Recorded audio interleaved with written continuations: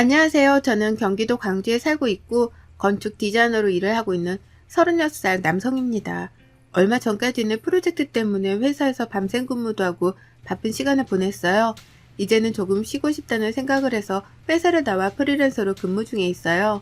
덕분에 집에서 보내는 시간이 많고 상당히 여유로워졌습니다.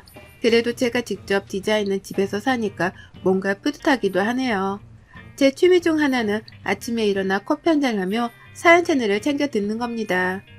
그동안 지난 날을 잊기 위해 잠도 포기하며 정신없는 회사 생활을 하다 보니 몸과 마음이 지치더라고요.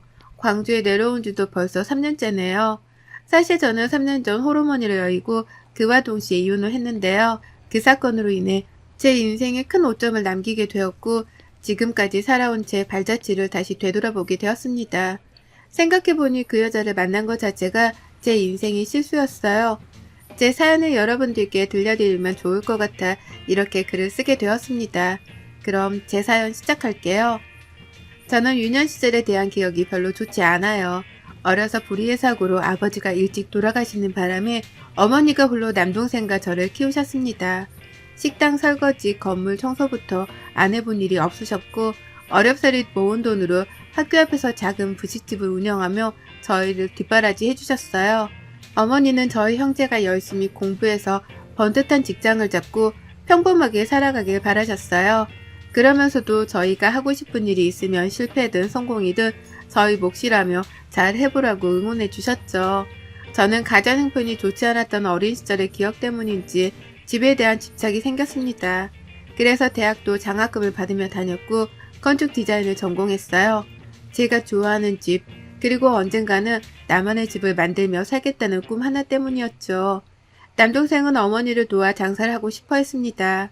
그래서 고등학교를 졸업하면서 어머니와 함께 분식집을 운영하기 시작했는데 사업가 기질이 있었는지 학교 앞에서 운영하던 작은 분식집은 지점을 3개 낼 정도로 번창하게 되었습니다.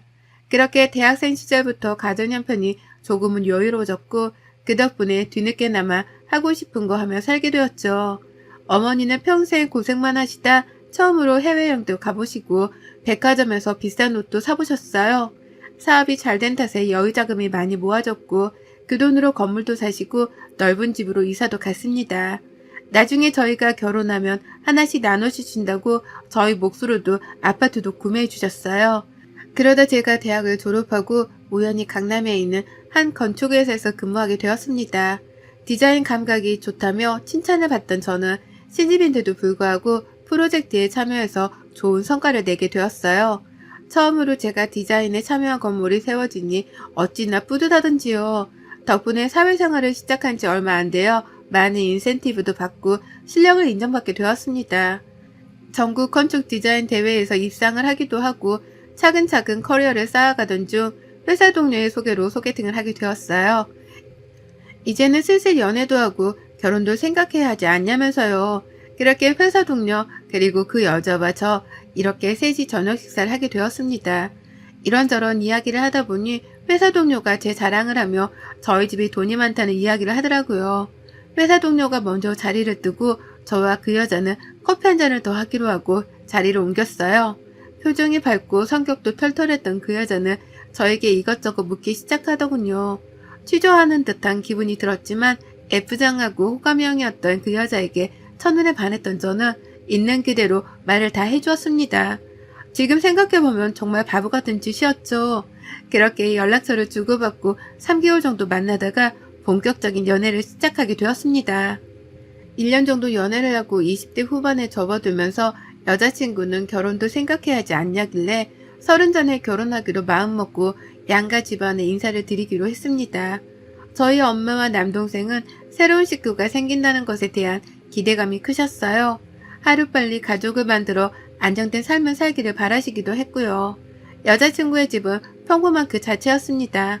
아파트 경비 일을 하고 계시는 예비 장인어른과 가정주부이신 예비 장모님, 결혼을 준비하며 엄마가 미리 마련해 주신 집이 있었기에 혼수만 준비하면 되는 문제여서 양가 집안의 간단한 예단, 그리고 저희 결혼 반지와 신혼살림과 혼수들을 준비하며 바쁜 나날을 보냈습니다. 그렇게 저희는 상견례까지 무사히 마치고 양가 집안의 축복 속에 결혼식을 올리게 되었어요. 고등학교를 졸업하며 일만 해왔던 와이프는 이제는 조금 쉬고 싶다며 회사를 그만두더라고요. 돈이야 제가 벌면 그만이고 섭섭지 않게 인센티브도 받고 하면 월급이 700 정도는 되었거든요. 둘이 먹고 사는데 문제는 없었기에 선뜻 그러라고 했죠. 사업을 동생이 맡아서 하게 되었고 와이프가 회사를 그만두면서 처음에는 엄마와 백화점으로 쇼핑도 다니고 맛집도 다니면서 친모녀처럼 잘 지내더라고요. 남동생과도 사이가 좋았고 양가 집안이 함께 여행 다닐 정도로 가까운 사이가 되었어요. 집에만 있기 답답하다며 필라테스도 끊고 요가도 다니고 한 번은 친구들과 1박 2일 어쩔 땐 동남아나 일본으로 여행을 다녀오기도 했습니다.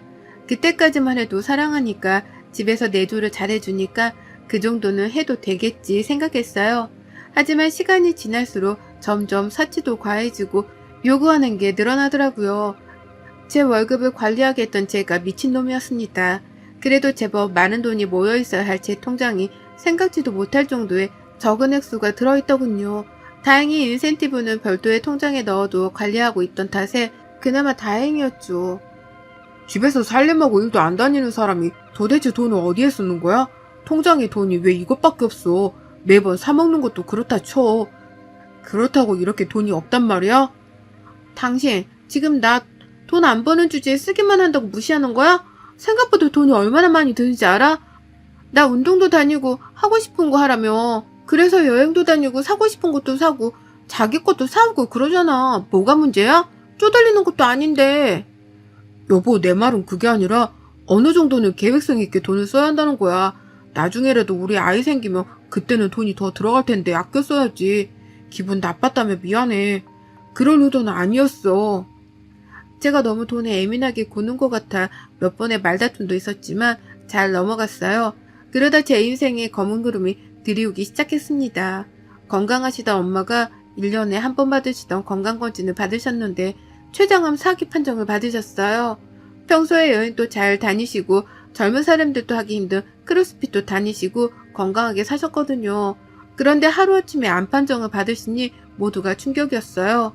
최근에 피로감도 많이 느끼시고 소화가 잘 되지 않았던 경우가 많으셨는데 그냥 일시적인 현상이라 생각했는데 증상이 오래가는 것 같아 이번에는 안 하던 4시간까지 했었거든요. 췌장암 자체가 초기에 발견될 가능성도 낮고 이미 주변 장기에 전이가 시작되어서 기르와 1년이라는 절망적인 말을 듣게 되었습니다. 어머니는 아들들 다 키워놓고 잘 살 수 있게 기반을 닦아놓았으니 지금 당장 죽어도 여한은 없다고 하셨지만 홀로 방 안에서 몰래 우시는 모습을 본 저는 가슴이 아프더군요. 그동안 열심히 사셨던 것에 대한 보답이 겨우 이건가 하는 생각도 들었고요. 그렇게 하루하루가 지나면서 어머니도 쇠약해지셨고 보살핌이 필요한 상황이 되었습니다. 남동생은 결혼을 앞두고 있었고 엄마는 저희에게 짐이 될 수 없다며 요양원에 가겠다고 하시더군요. 그런데 웬일인지 와이프가 어머니를 모시겠다고 하는 겁니다. 여보, 어머니 우리가 모시자.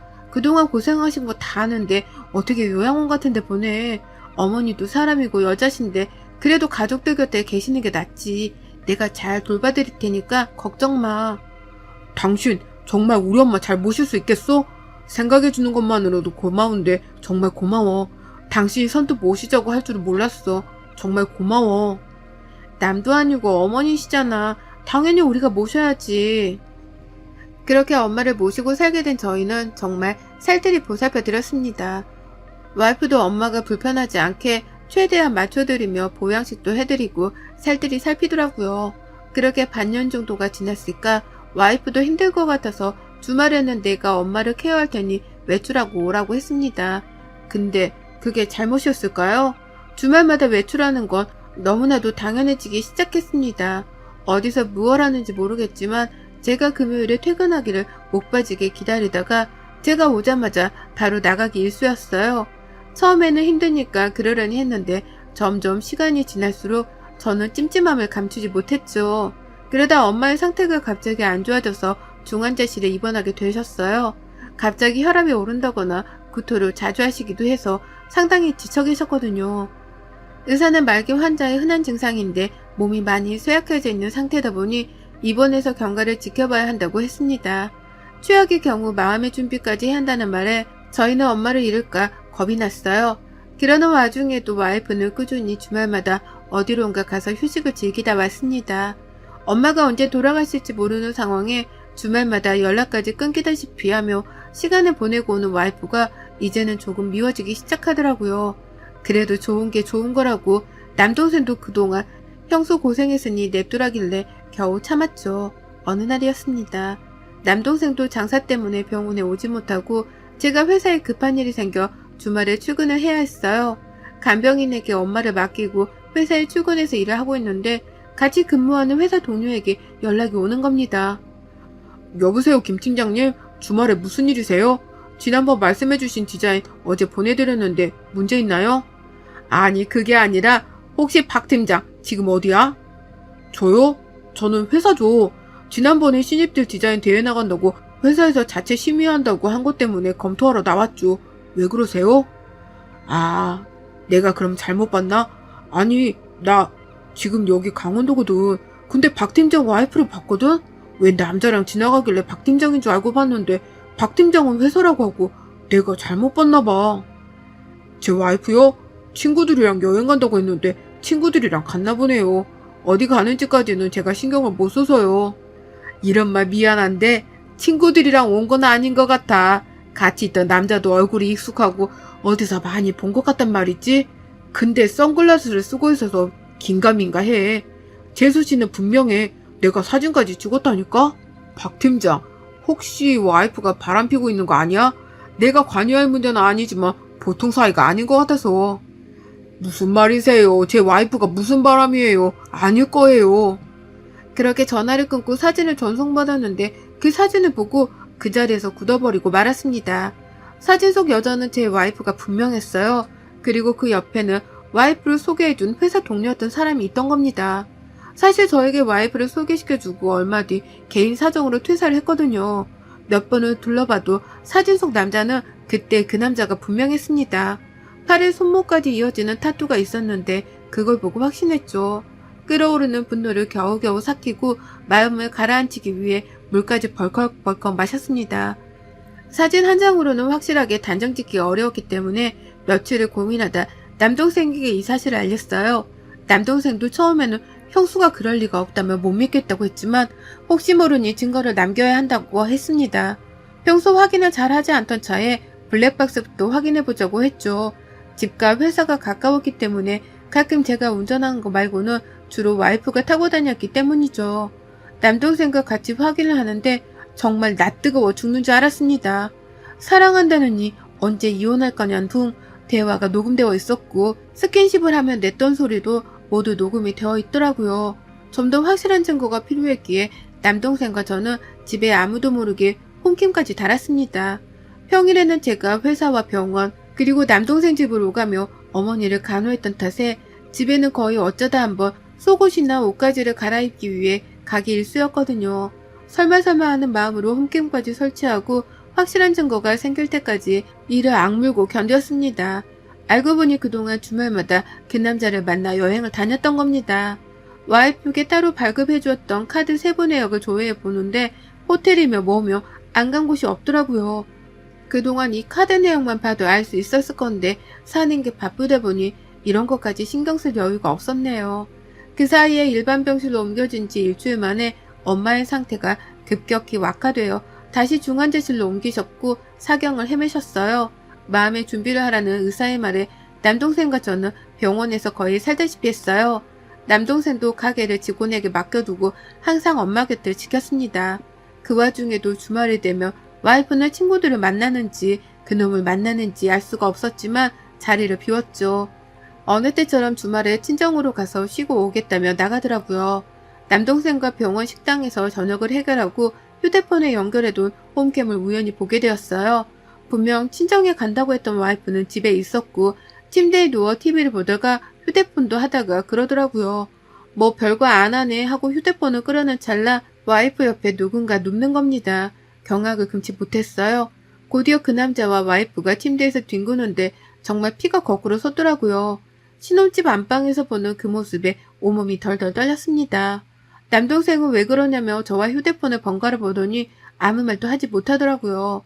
엄마는 오늘 내일 하시는데 와이프는 다른 남자와 바람을 피우고 있다니 이게 정말 가당키나 한 일인가요? 더 가관인 건 그들의 대화였습니다. 음성까지 들리는 기능이 있었기에 저는 그들이 나누는 대화를 듣고 뒷목을 잡을 수밖에 없었어요. 자기야, 자기 시어머니 오늘 내일 하신다며 언제 이혼할 거야? 이혼? 아직 멀었지. 일단 어머니가 돌아가시던 해야 이혼을 하지. 지금도 아슬아슬한데 이혼하더라도 내 목숨 챙기고 이혼해야지 않겠어? 그래도 유일한 며느리인데 죽기 전에 뭐라도 남겨주겠지. 돈 많은 집이니 나한테도 떨어지는 게 있을 거야. 내가 왜 그 병수발을 들었는데. 그렇지. 자기가 그렇게 개고생했는데 콩고물이라도 있어야지. 내가 왜 얘를 자기한테 소개시켜줬는지 알아? 같이 술 먹는데 좀 친해졌다고 지 이야기를 아주 술술 하더라고. 그 사거리 앞에 떡볶이집 알지? 그거 서울에만 체인점 4개 있는데 사업도 잘 되고 집에 돈 많다고 자랑을 어찌나 하던지. 이혼할 때 그냥은 안 나갈 거야. 혹시 몰라서 임신 테스트기도 구해놨어.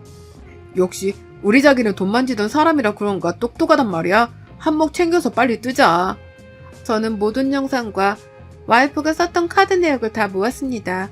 그리고 며칠 뒤에 엄마가 힘겹게 저희에게 할 말이 있으시다며 부르셨습니다. 의사선생님은 엄마와 저희를 임종방으로 옮겼습니다. 그렇게 엄마는 저희에게 그동안 고생 많았다며 앞으로 더 행복하게 살으라는 말씀을 하시고는 눈을 감으셨어요. 와이프는 눈물을 흘리며 오해를 하더라고요. 그 모습에 기가 찼지만 장례식까지만 참기로 하며 손에 자국이 날 정도로 주먹을 꽉 쥐었습니다. 엄마를 보내드리고 엄마가 사시던 집 유품을 모두 정리하고 일상으로 돌아갔습니다. 저는 이혼 소리와 모든 증거를 가지고 처갓댁으로 갔습니다. 와이프가 친정에서 주말을 보내고 오겠다며 간 탓이었죠. 전 그곳에서 단판을 짓고자 했습니다. 박서방? 자네가 여기는 웬일인가 연락도 없이. 저녁은 먹었고. 장인어른 장모님 드릴 말씀이 있어서 찾아왔습니다. 저 경이랑 이혼하겠습니다. 어리둥절해 하시는 장인어른 장모님께 와이프가 저질렀던 그동안의 만행들이 담긴 증거들을 모두 보여드렸고 와이프에게는 이혼 서류를 건네주었습니다. 연기라도 할 줄 알았더니 와이프는 당당하게 말을 하더라고요. 아직 내가 들이민 증거자료를 보지 못한 채로 말이죠. 이혼이 그렇게 쉬운 줄 알아? 증거 있어? 내가 바람 피웠다는 증거 있냐고. 지금 살고 있는 그 신혼집도 절반 떼서 놔줘. 그냥은 못하지. 내가 병든 시어머니 수발까지 했는데 네가 딴 여자 생긴 거 아니야? 기가 차도 너무 기가 차서 말이 다 안 나오네. 너 이거 보고도 할 말이 있냐? 너 집에 카메라도 설치했어? 너 이거 범죄인 거 몰라? 범죄? 내가 내 집에 도둑 들까봐 설치한 건데 뭐가 범죄라는 거야? 몰카도 아니고. 그리고 범죄는 너랑 그 새끼가 하는 짓이 범죄인 거야. 신혼집에서 대범하게 몸 엉키면서 뒹굴 때는 언제고? 뭐 범죄? 그 새끼랑 나란히 콩밥 먹고 싶어? 간통죄도 폐지된 지가 언젠데 콩밥 타령이야. 이렇게 된 거 그래 이혼하자. 대신 나 2억 줘. 안 그럼 이혼 못해. 안 해. 2억? 가당키나 하냐? 너 그동안 내 월급으로 사치 부리고 놀러다닌 거 그것만 해도 2억은 넘겠다. 혼수해온 거? 그것도 장인어른 장모님이 해주신 거지 네가 한 게 아니잖아. 그리고 멍청하게 차에서 그 짓거리 했더라? 차에는 블랙박스라는 게 있어. 멍청해도 유분수지. 조용히 끝내려 했는데 안 되겠네. 원만한 합의는 없는 걸로 할게. 법정에서 보자고. 그렇게 저는 변호사를 선임해 이혼 소송을 했습니다. 와이프도 맞소송을 진행하며 저에게 2억 원의 위자료를 요구하더라고요. 저는 와이프에게 그동안 제 월급으로 흥청망청 쓴 금액 5천만 원과 위자료 5천만 원을 요구했습니다. 일을 하지 않아 돈이 없던 와이프는 처가댁의 도움을 받고자 했으나 장인어른 장모님은 너 같은 딸 둔 적 없다. 집안 망신을 시켜도 유분수지. 불륜녀 주제에 어디서 딸 노릇을 하려거드냐? 하며 와이프의 도움을 거절하고 연락을 차단시켜 버리시더라고요. 그러면서 저에게 자식을 잘못 키웠다고 상처를 줘서 미안하다며 무릎까지 꿇으셨습니다. 그리고 상간남에게도 소송을 걸어 2천만 원의 위로금을 받아냈어요. 와이프는 자기가 돈이 없는데 어떡하냐며 배째라는 식으로 나오더라고요. 뭐 별 수 있겠습니까? 전 기다렸습니다. 제가 나서지 않아도 주게 될 테니까요. 그렇게 위자료를 주지 않고 꽤 오래 버티더라고요. 처갓집은 와이프 명의로 되어 있어서 와이프가 위자료를 지급하지 않자 장인어른 장모님이 살고 계신 집이 경매로 넘어갈 수도 있다는 통지서를 받고서야 저한테 싹싹 빌더라고요. 어떻게든 막노동이라도 해서 위자료 줄 테니 제발 한 번만 봐달라고 하더라고요. 본인들이 길거리에 나앉게 되자 장인어른과 장모님은 결국 노후자금으로 모아둔 돈을 제게 주시며 선처를 부탁하시고요. 저는 죄 없는 어른들이 고생하시기까지는 바라지 않았습니다. 1억을 받고 5천만 원을 다시 돌려드렸어요. 나머지는 와이프에게 직접 받겠다고 말씀드렸죠. 그렇게 와이프와 이혼 절차를 마무리하고 저는 서울 생활을 정리하기 시작했습니다. 신혼집을 매매해 제가 갖고 있던 돈으로 현재 살고 있는 경기도 광주의 집을 짓기 시작했어요. 1년 정도의 기간이 소요되었고 저는 홀로 그 집에서 지금까지 살고 있습니다. 다니던 회사도 그만뒀지만 저에게 자꾸 작업을 요청해오는 탓에 프리랜서로 근무하게 되었어요. 혼자 먹고 살 정도는 충분히 되었기에 여유를 부리며 일하고 있답니다. 장인어른의 말씀으로는 와이프를 처갓집에서 쫓아냈고 어디서 무얼 하면 사는지 모른다고 하시더라고요. 그저 제 계좌로 매달 100만 원씩을 꼬박꼬박 보내오고 있답니다. 그렇게 벌써 3년이라는 시간이 지났네요. 큰일을 겪고 나니 제 인생이 더 소중하게 느껴졌습니다. 그래서 앞으로는 후회 없는 삶을 살려고 해요. 내년에는 해외로도 나가볼 예정입니다. 더 이상은 결혼에 대한 생각도 없고 코로나도 잠잠해졌으니 더 늦기 전에 넓은 세상을 만끽해야 하지 않겠어요? 여러분의 생각은 댓글로 남겨주세요. 오늘도 시청해주셔서 정말 감사합니다.